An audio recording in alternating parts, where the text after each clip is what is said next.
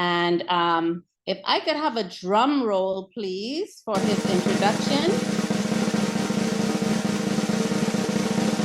Next on our program, we have a gentleman who is known throughout the region as being the master motivator. He is someone who can fight and light a fire and ignite any situation. He can bring the dead back to life, I'm sure. And so coming right now to take us to another level, help me welcome Mr. Spence Finlayson. Spence Finlayson, the renowned master motivator, holds a place of great honor in the world of inspirational speaking.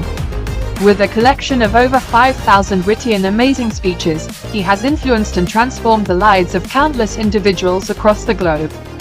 For more than 3 decades, Spence Finlayson has dedicated his life to perfecting his craft, honing his skills as a captivating orator and understanding the subtle art of motivating others.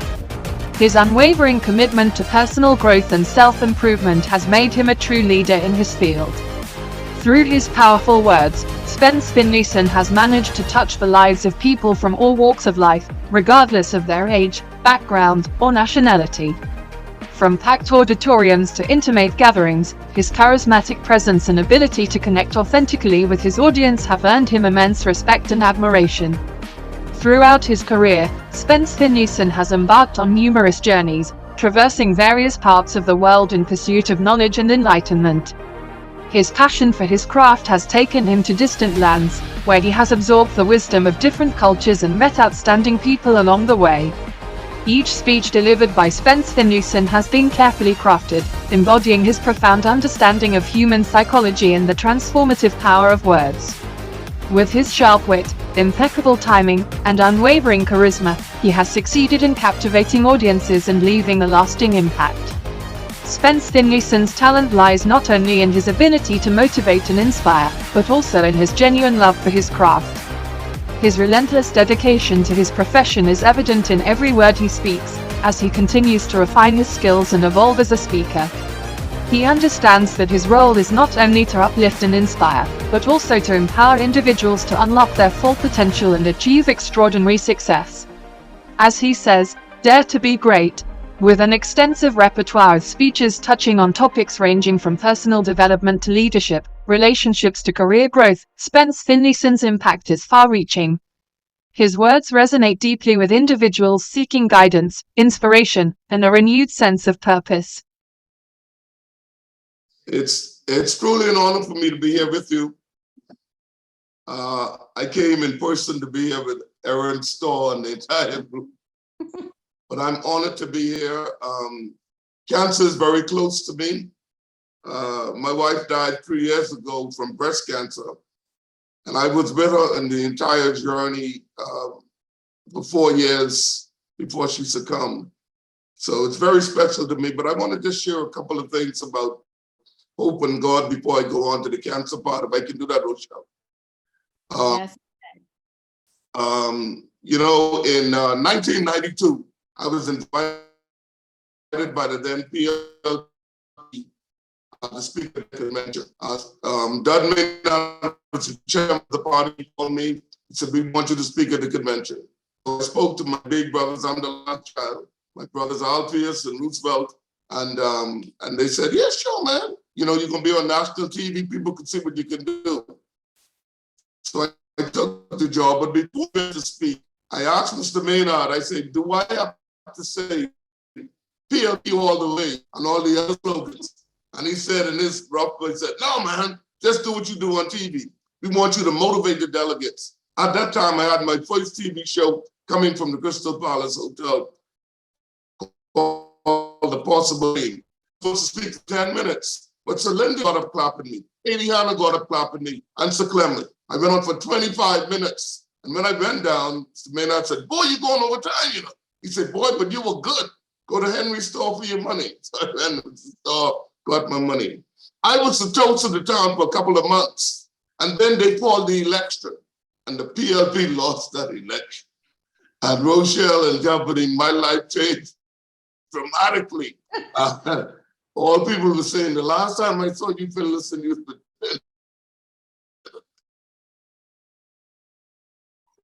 I said, "No, this will do for everyone." It got bad that when Trinco called me about my mortgage, which was behind, I had to change my voice. I said, what do you want? Spence, he's not here. I'll get a message to him. And I moved down to Grand Bahama to get to change the scenery for myself. I was there for 10 months and I decided to go to the Cayman Islands. I went to the hotel training college with a gentleman from Cayman. We became very good friends. So I told him I needed to come down to Cayman, and all these stories are about God. And he said, Spence, I had an open invitation for you for 18 years. Once you get here to Cayman, I will take care of you.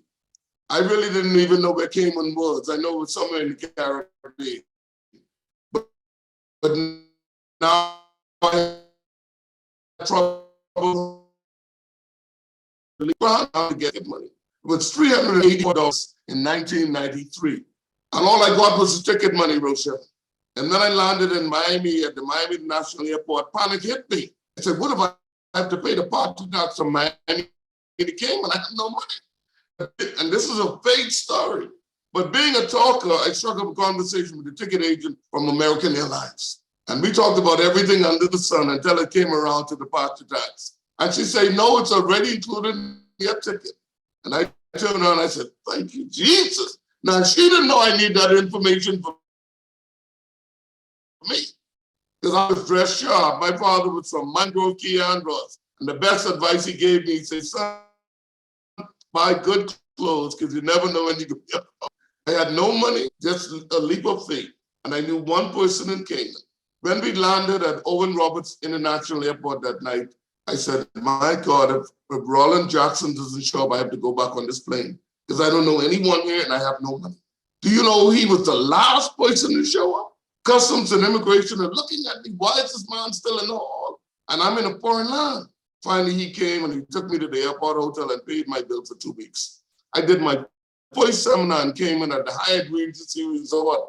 They were doing the movie at the time called The Firm with Tom Cruise and Gene Hackman. 100 people came but that night to hear me speak who didn't know me from Adam. But the word spread like wildfire. So whenever I came back to Nassau, I get a call. Cayman National Bank wants you. This hotel wants you. Immigration wants you. All these people want me to speak. And so I talked to the immigration officer. He said, boss, you always down here. You might as well move here. That was a good idea. And I moved down to Cayman.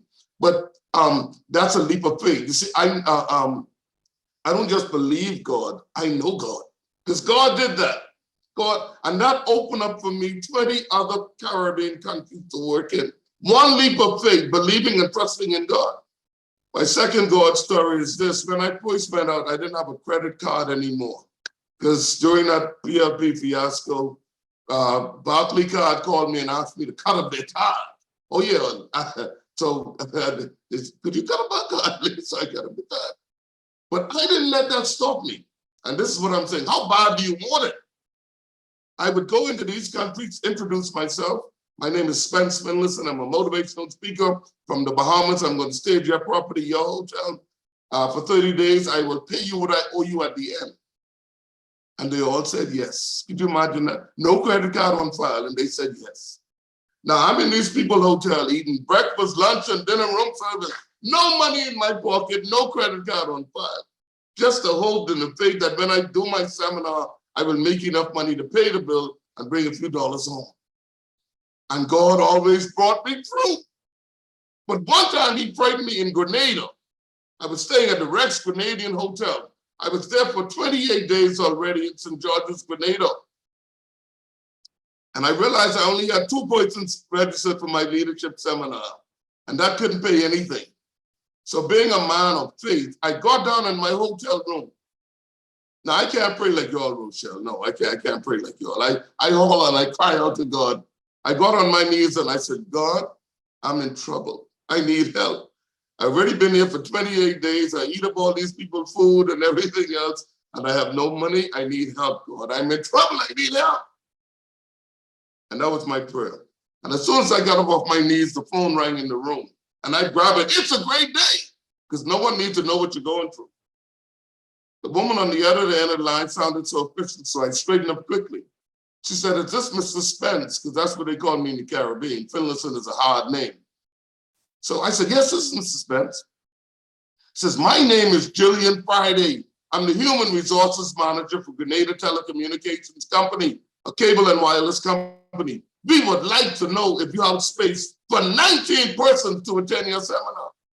I say, one moment, ma'am, I have to check. You never let people see you desperate. I say, I have to check. So I run around the room, praise God and thank God.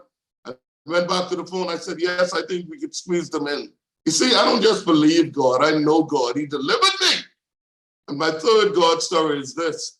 I was invited to Curacao to speak at a men's prison. Curacao is Dutch in the Dutch Caribbean. Now, I only speak English, and these people speak Dutch and Papiamento or broken Dutch. I go into the prison with them, and they gave me a translator and interpreter. There were 17 men in this prison, and we were in the chapel, and I'm speaking to them, doing my thing, and I have to stop so the interpreter could translate and tell them what I said. And I got tired of that, so I told him, I said, look, let me do this myself. He said, they're not going to understand you. They only understand Dutch. I said, let me do this myself. So finally, he relented. And Rochelle and company, I continued to speak to these men in my native Bahamian English. And after 10 minutes, they put their hands up like this over their heads. Like, what did they? So they want you to lay hands on them. I said, oh, no, I'm not the one. But God was coming through. Did you believe that? I'm only speaking English. They only understand Dutch. God was coming through. I keep saying, I don't just believe God, I know God.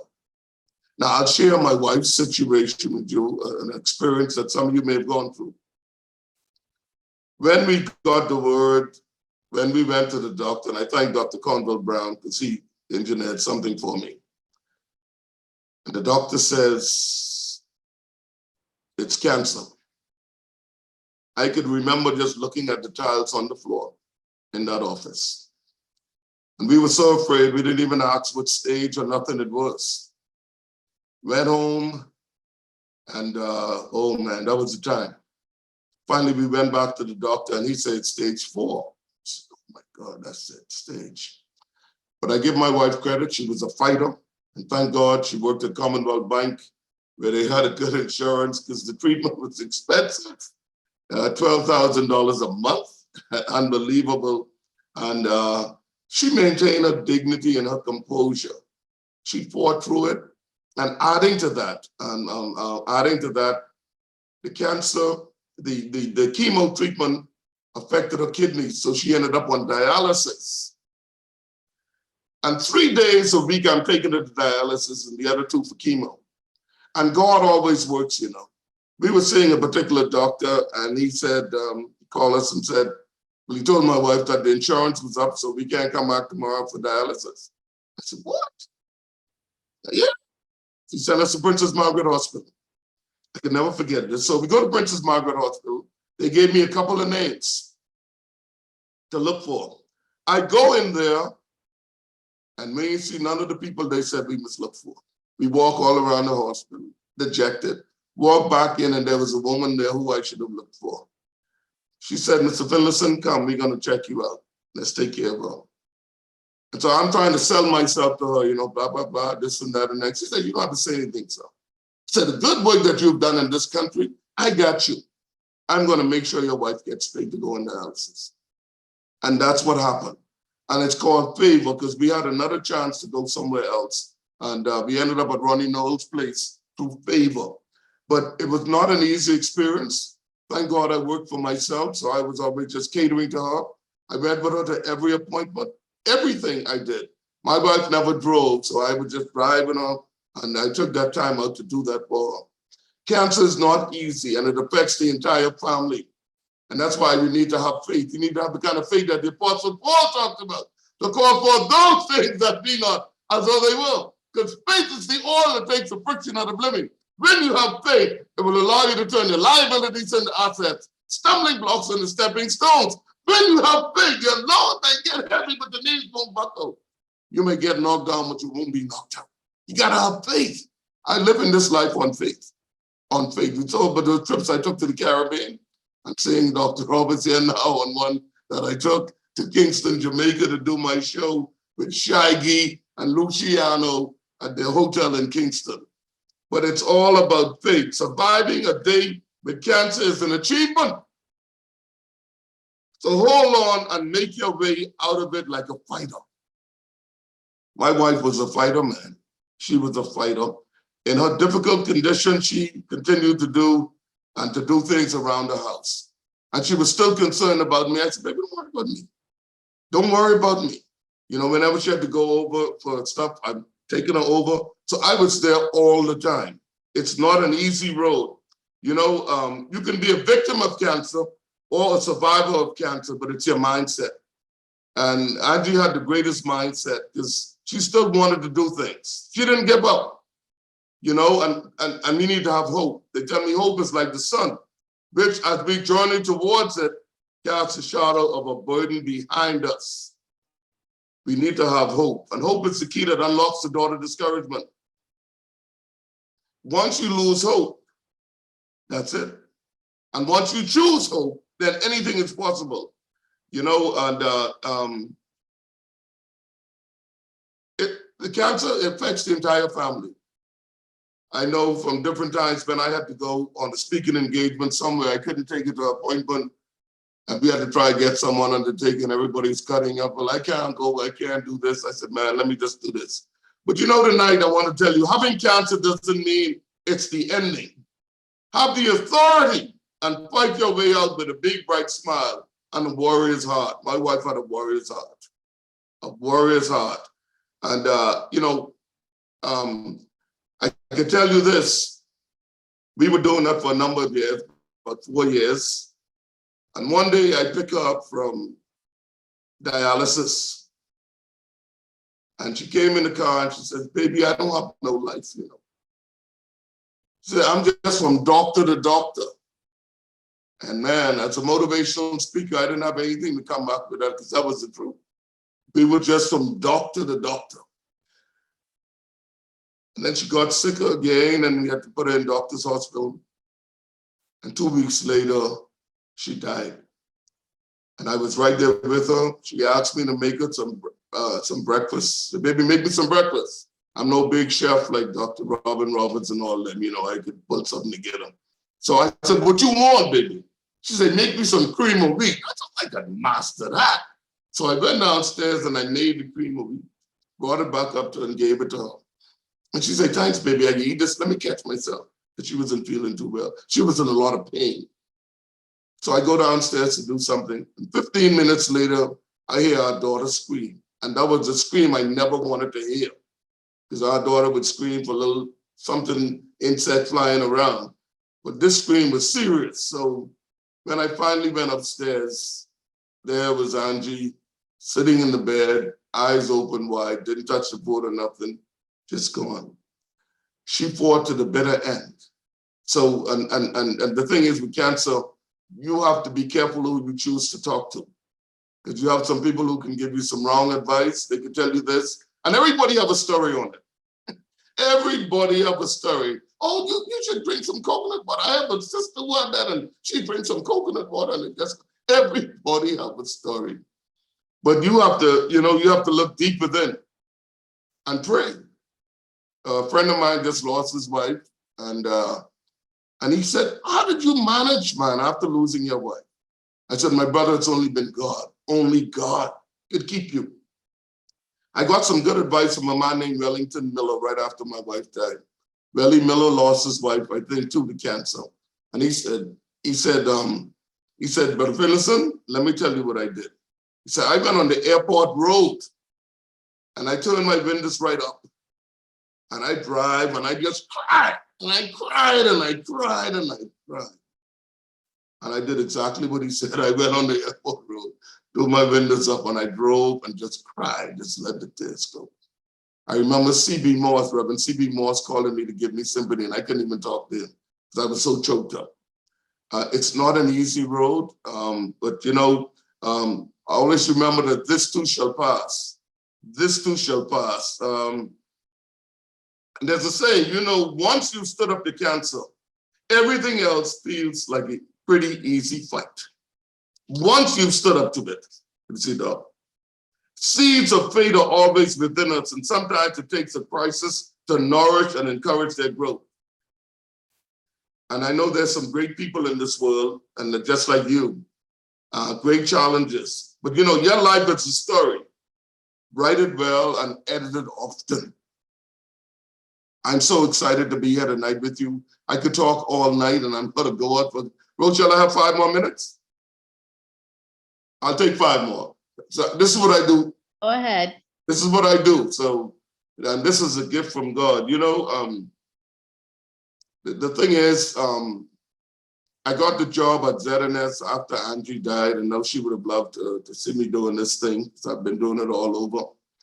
But I want to encourage you people today, do not go where the path may lead, but instead go where there's no path and leave a trail.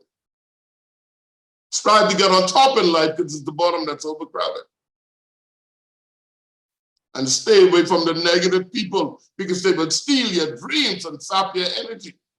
When I hear a negative person talking, I break off a run and I gotta go, because I'm on a high. Because life is a celebration, man. It's a celebration. You know, I just had last year I had 2 deaths in my family. 2. My sister, my only sister, died at age 93. She lived for 70 years in Hartford, Connecticut.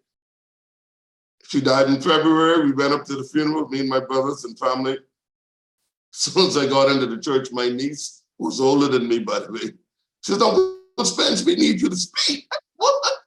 So I spoke at the funeral.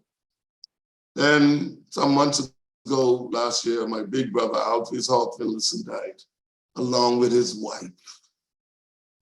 It's not an easy road, but I stay in touch with God. I'm a regular man at church. I pray. And like I said, I don't just believe God, I know God, because God will bring you through. He will bring you through. And he's brought me through so many things. This is only, I'm only sharing a couple of things with you, but he's brought me through. You know, cancer requires an immense courage and strength, both physically and emotionally.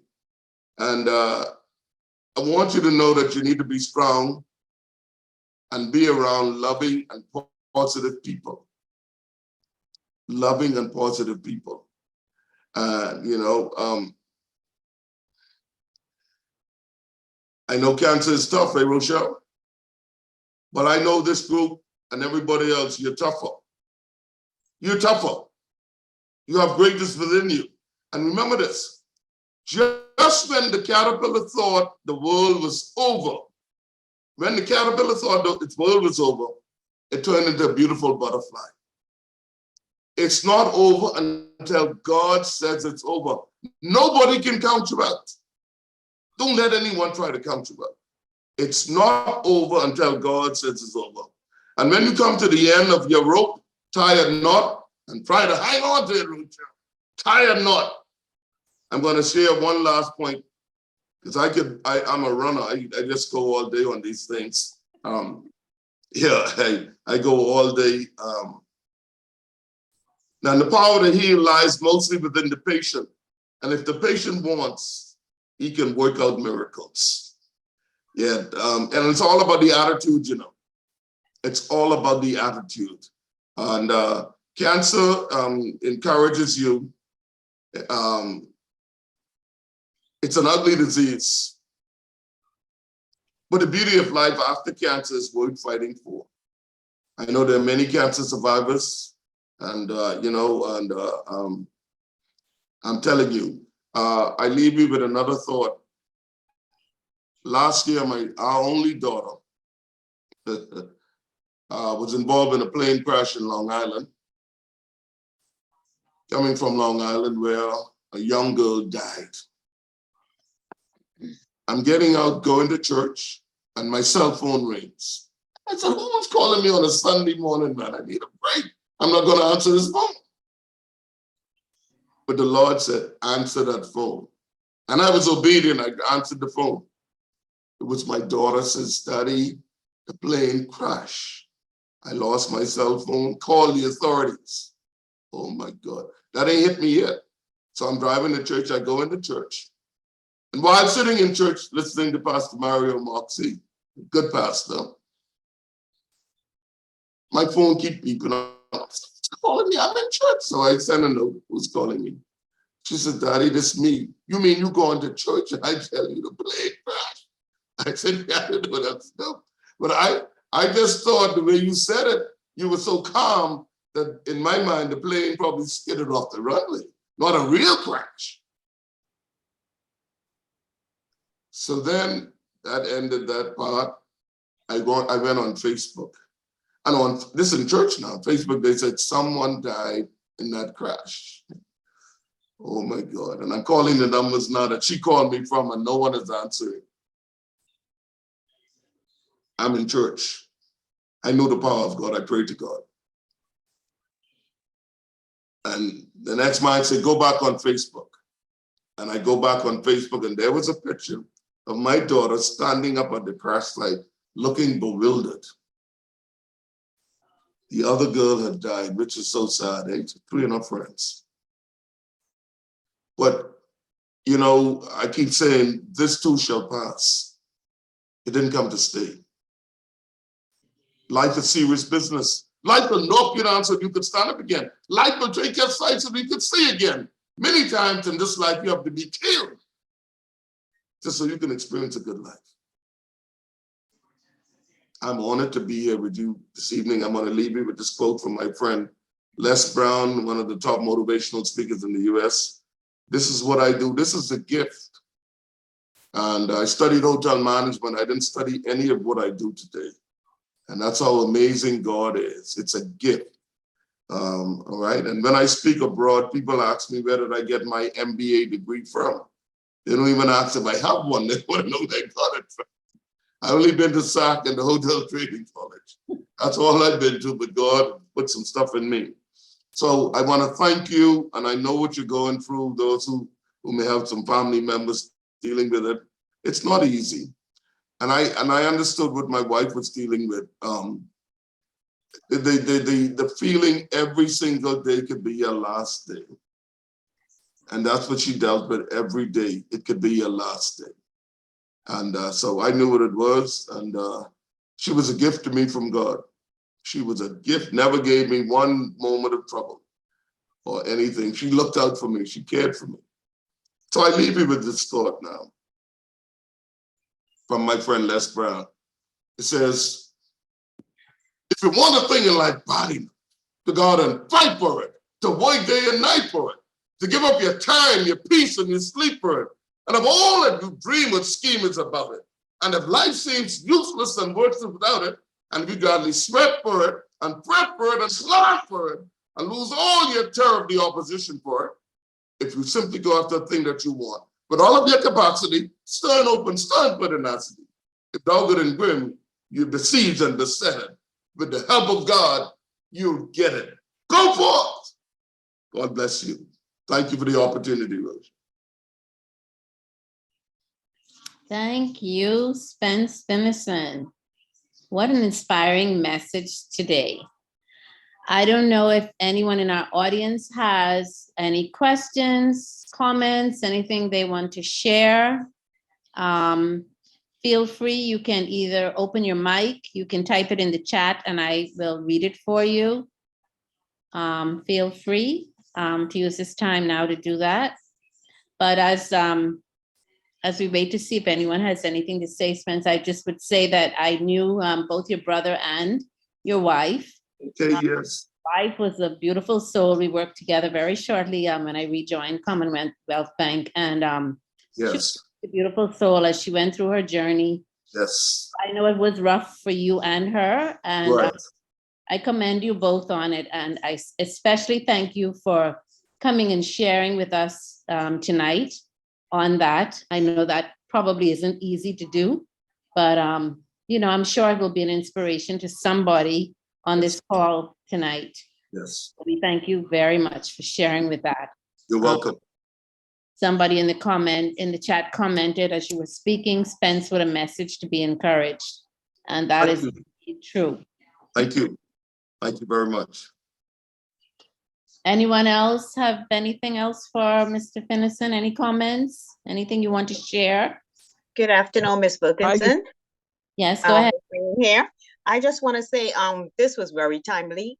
As you know, my father, he died April 2nd. Oh my God. And he had stage 4 prostate cancer. Oh my. So I mean, I think this was very inspirational for me.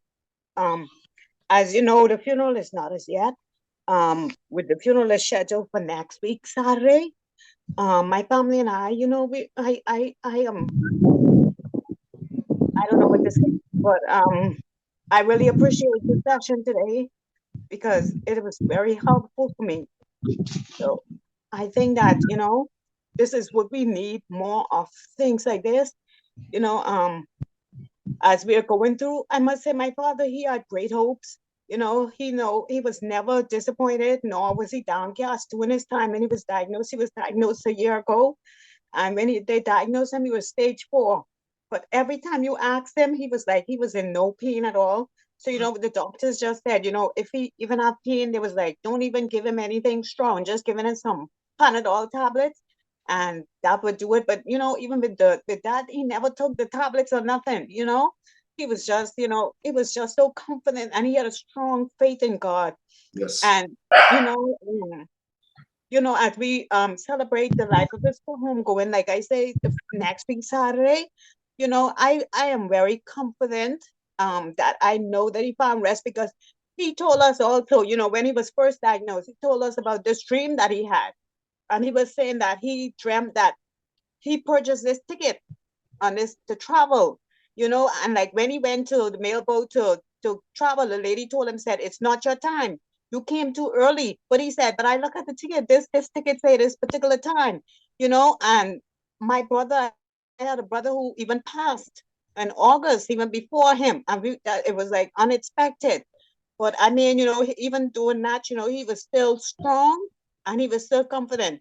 And even up to the time of his demise, like he was just so excited, so excited to go because, like 2 days before he passed, like he just couldn't move. And we were trying to figure out because every morning you go there, you would meet him sitting up in the bed, but he was not able to move himself to even lie down by himself. And I would always say, Daddy, how you get sitting up in the bed? So people would always tell us maybe an angel sat him in the bed, but like he was always trying to move and like he just wanted to go somewhere. And if you ask him, where are you trying to go? Like he wouldn't say anything where he was, but like he just wanted to go. And so I really appreciate, like I said, I really appreciate this session tonight. Um, thank you very much, Ms. Wilkerson, and thank you very much, Mr. Finlayson. Welcome, my dear. Be encouraged. Be encouraged. Yes, indeed. And thank you for sharing with us, Kavita. And somebody said in the chat, be encouraged, Kavita. And in the chat, we also have a message, awesome message. It was very touching and hopeful. And it's nice to hear the caregiver's perspective. Thank you for sharing, Spence. And that's true. We often don't hear from caregivers, and that we know that that has to be a difficult job. Yes, yes. You're a doctor. Yeah. So for other types of help. I couldn't plan anything. I would be invited to events and different things, and I couldn't do it because I didn't know what condition my wife would be in on the weekend when these things would come up. And it was usually the weekend when she was sick bad, she'd be in bed. As a matter of fact, I didn't get to go to church for 3 years. Because every Sunday she was laid out, and I wasn't going to leave her with anybody, or I stayed home with her, whatever she needed. So it's a total commitment. It's a commitment, and and you're seeing the loved one change dramatically right in the front of your eyes, where you have to take the bedpan to her and all these things.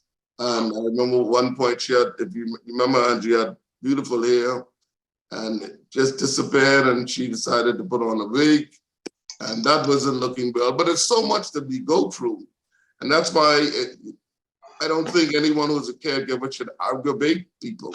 Whatever she said, I did. Whatever she wanted, I did it.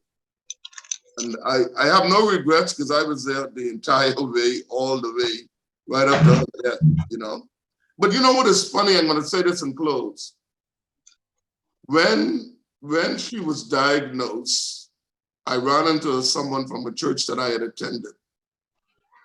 And the lady came up to me and says, I heard your wife have cancer. I said, yeah, but it knew spread fast. But she said, yeah. She says, you're not going to leave her. I said, leave her? I'm just in love with this woman now. She needs me. And then I shared it with somebody else and they said, yes, a lot of men can't deal with it and they just leave. But I had that commitment because I know she would have done it for me.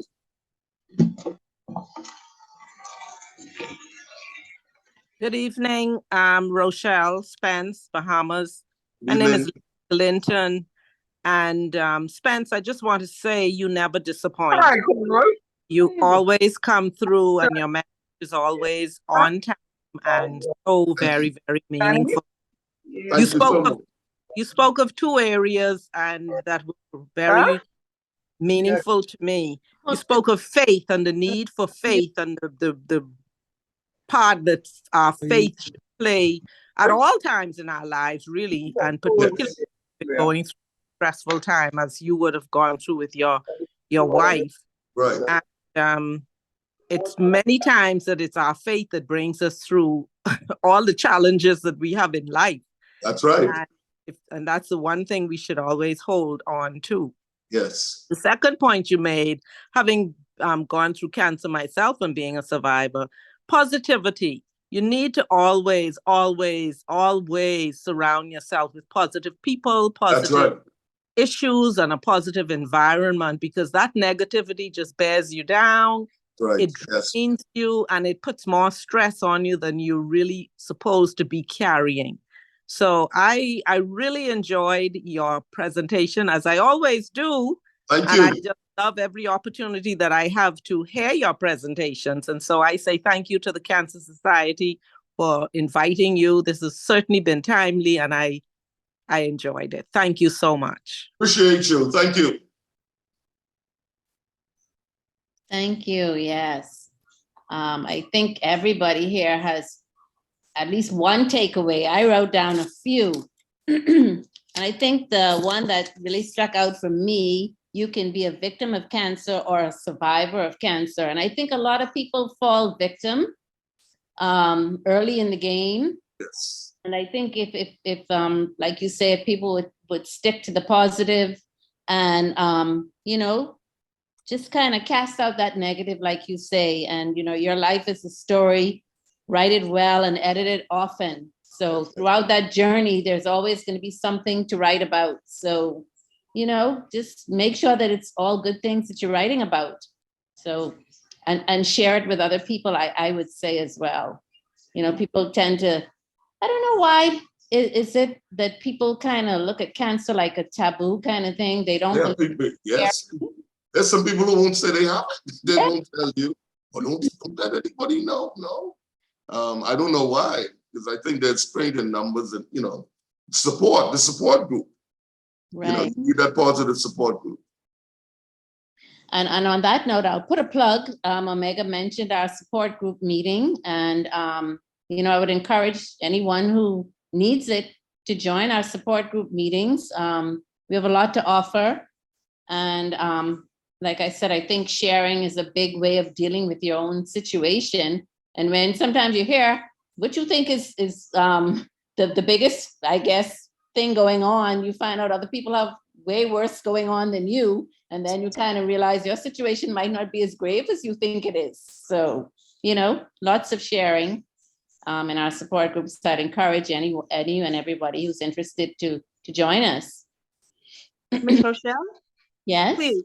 My name is Jane Stringfellow, and I'm actually in Memphis, Tennessee. And I just want a quick question. Thank you so much, Mr. Spence. Thank you. Thank you. I was a caregiver of my sister, and I can tell you one thing. You spoke of God, and I can tell you I credit God with giving me the strength to be a caregiver. Yes. You don't know where you have that strength. You cannot do it on your own. On your own, you won't have compassion. On your own, you will not have mercy. But there were nights I would say, God, you have to help me. I am tired, but she needs me. So thanks for giving credit to God for pulling you through. That is indeed where the credit lies. So Thank you so much for that. Amen, Jane. Amen. Yes, thank you for that comment.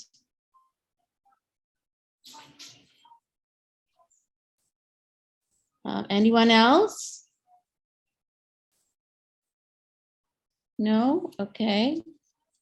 Well, Mr. Finlayson, once again, as everyone has shared, thank you so much for your presentation and your sharing your journey with us. It has indeed been inspirational, and I'm sure we're going to have you come back another time, because I believe we cut you short. Of course. Once I got a word from Erin, and I know, so I have to say yes. Once Erin puts her hand on there, I have to say yes. Yes, and I'm sure she has a thank you package for you before you leave. So make sure you don't leave without it. Wow, thank you. Thank you, thank you, thank you, thank you. Yes, so once again, we thank you very much for all that you've shared with us. And just before we close our meeting, actually, Spence, I wish I had a thank you closing that was as vibrant as your introduction. So I'll have to work on that for next time. Okay. Just for the group to let you know that our meeting next week will be on June 11th. And our topic will be uterine cancer awareness. Dr. Halliday will be our presenter, and I'm sure that will be another very interesting night for everybody. So we encourage everybody to come back and join with us again next week, June 11th. But once again, thank you all for joining tonight, and a special thank you to Spence. And we look forward to seeing you all again next month. And in the meantime, stay safe and keep well. Thank you. Good night. Good night, and thanks again. Welcome.